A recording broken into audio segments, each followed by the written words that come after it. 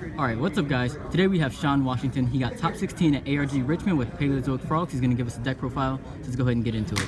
Alright, so I play 3 Swap Frog, of course, 3 Dupe Frog, and 2 Rotom. This is standard core right here, nothing really to say. 2 Max C. This card, in my honest opinion, has to be played in the main deck because it is honestly just a game winner in right situations. It forces people to stop, and worst case scenario, if you hard draw it, you can just XYZ with it right there. It's easy. Obviously the card that carried me a lot is Pod Desires. It interacts with the Paleozoics in my deck. And if I had a third one, I would obviously just play it. I played 43 cards, by the way. This card just comes in clutch so hard. It's the only spell I play in the deck, by the way. Alright, so start off with, I play 3 of the Paleozoics, 3 Olindos to MST. I play 3 of the Karma Cut. This card, in my opinion, is the second best one. 3 Canadia, the Book of Moon. 2 Lichinia. I can't pronounce that name right. Sorry, right now I'm tired. This interacts with Pod Desires, and basically the play would be you just return a frog back to the graveyard, chain off that, and then banish the frog again with Ronin Tone and summon a new OVG. Then we play 3 Morella, which in my opinion is honestly the best Paleozoic card. This is one of your starter cards where when you set 5, during standby phase you want to activate this card, dump either Breakthrough Skill or another Paleozoic, and then start going from there. You already have 2 targets in the graveyard to start with.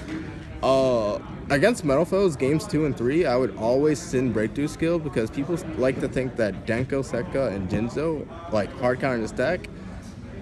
People have to realize that if they use Denko Sekka, they're not really going to kill you on your turn. Jinzo is another story, we'll get to that later.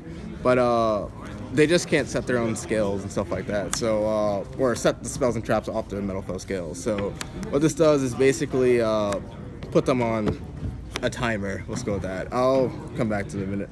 Non-Paleozoic cards. We play 3 Waboku. You have to play this. This card's just way too good. I got OTK'd by Mermills. It's just crazy. I lost to Hobbin in top 16 cut. 3 Legacy. If I had Reckless, I would play that over this, but it needs more testing. And this card is fine, honestly. And for the one time that one person plays a Spirit Monster, yay, I guess. For monster summons, Floodgate Trap Hole. This card put in work for the 3 matches I did not face Metal Foes. Since Metal Foes seem to be the most played deck now, I think I'm going to end up taking this out because I sided out every single match, basically. What do you think you'd put in its place? In its place, I'd probably put either a Mirror Force or more draw power. Desires, something else. Speaking of Metal Foes, 2 Anti-Spell. In the main deck? In the main deck, yes. I only play 2 spells, Pod Desires, so like, this does not hurt me at all. And then against Metal Foes, this is an auto win if they don't open Gofu plus Skull Driver. How many game 1s did it win you? How many game 1s? A lot. Round 1 and 2, I won because of this card. Nice. Solemn Warning is one of them, sorry. Of course you have to have that. 1-dimensional barrier. I only have 1 because I'm poor, but this didn't put in any work today, in my opinion. None?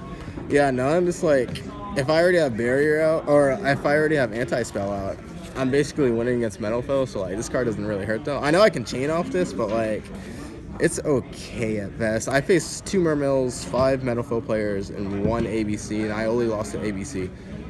1 Compulse. This card is really good when it comes to triggering the Paleozoic effects. And for the people who like to spam Norden, there you go right here. Banishes the monster they bring back too.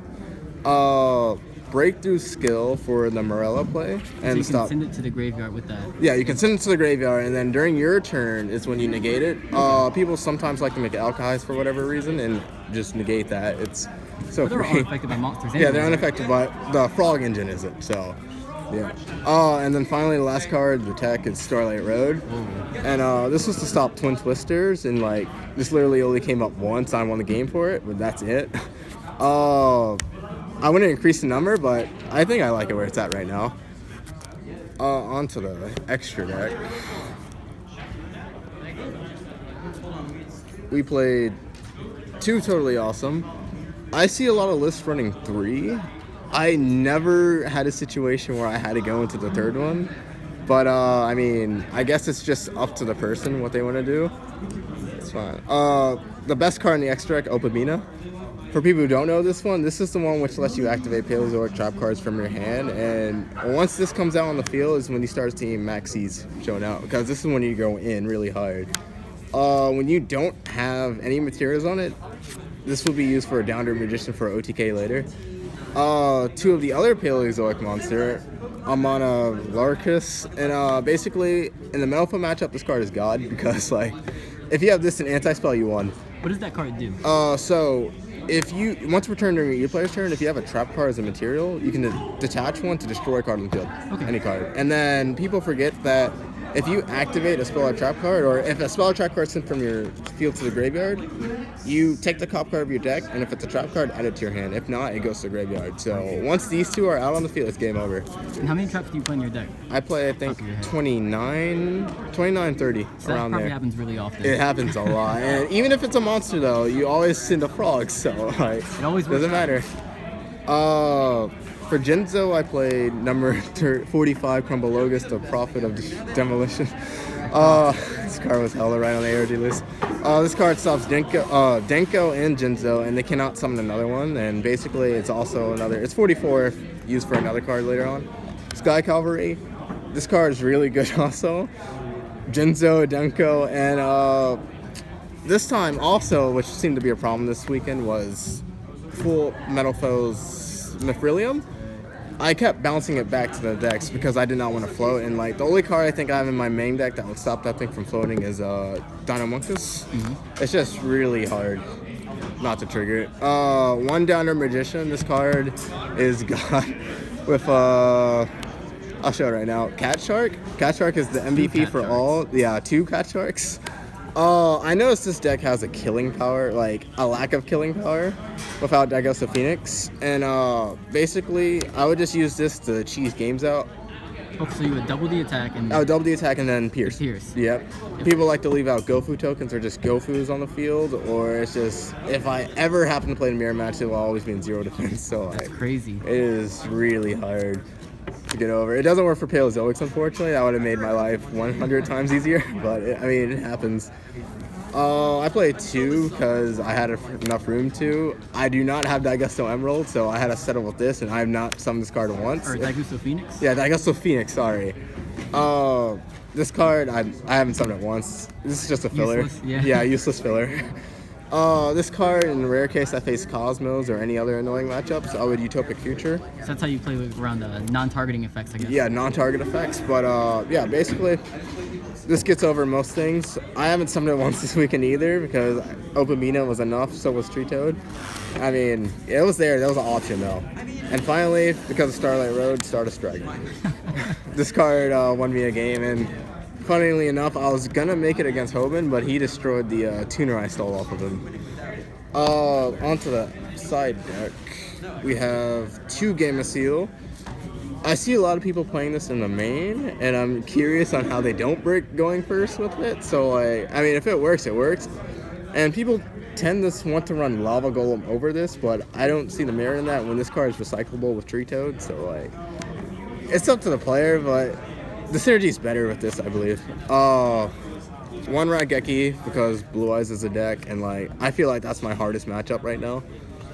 Luckily I did not face against one. I think one got eliminated top 16 before. Yeah. They're just really big. I know Return of the Dragon Lords is a thing. 3 system down for ABC. I lost that regardless. It was just Gotta have there. He didn't make ABC Dragon, and I just lost still. Double XYZ for Stern. For ABC, again, Pot of Equivalence in the mirror match in rare case. How would that work in the mirror match? In the mirror match, so Decide yours?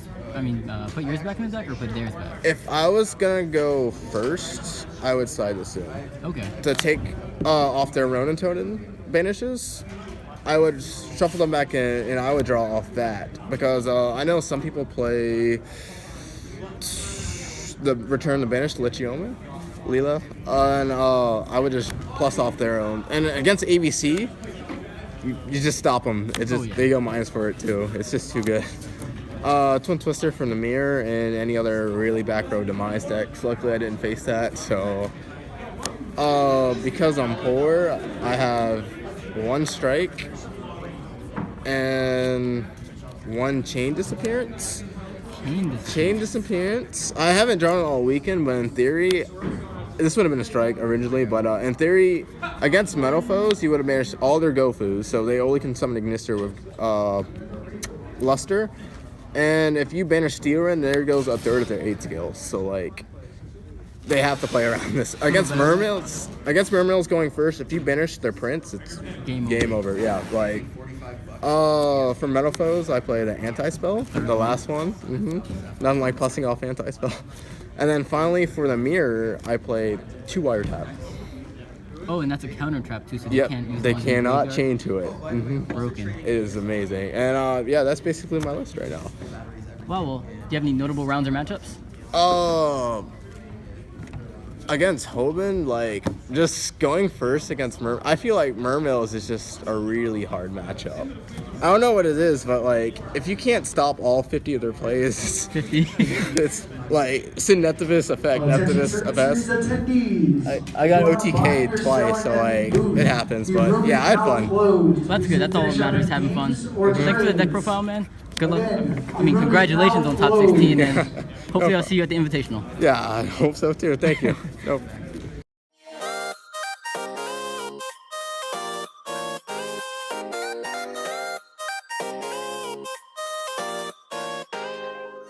I find myself thinking about our sweet escape. I love to daydream about those memories made when the ocean slipped our hearts away, basking in the sun.